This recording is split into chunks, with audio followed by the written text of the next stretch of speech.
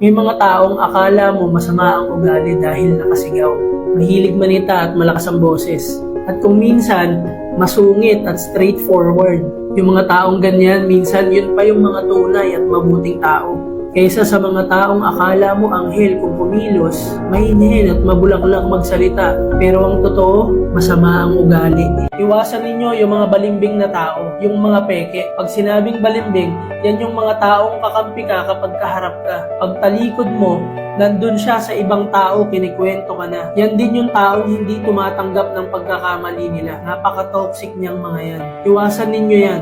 Yan yung taong isinisisi sa iba or sa kung kani-kanino yung consequences ng actions nila kahit nasa kanila naman talaga yung mali. Yung taong ang daming napupuna at ang daming sinasabi pero hindi naman niya kayang i-apply sa sarili. Yung mga taong insecure sa small wins ng ibang tao. Yung palaging ida-down yung ibang tao para umangat yung sarili nila. Parang ikaw lang.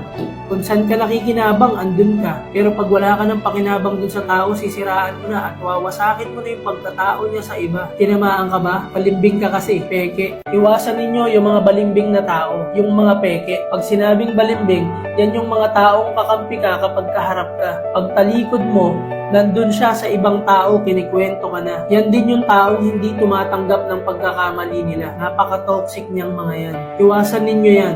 Yan yung taong isinisisi sa iba or sa kung kani-kanino yung consequences ng actions nila kahit nasa kanila naman talaga yung mali. Yung taong ang daming napupuna at ang daming sinasabi pero hindi naman niya kayang i-apply sa sarili. Yung mga taong insecure sa small wins ng ibang tao. Yung palaging ida-down yung ibang tao para umangat yung sarili nila. Parang ikaw lang. Kung saan ka nakikinabang, andun ka. Pero pag wala ka ng pakinabang dun sa tao, sisiraan mo na at wawasakin mo na yung pagkatao niya sa iba. Tinamaan ka ba? Balimbing ka kasi, peke.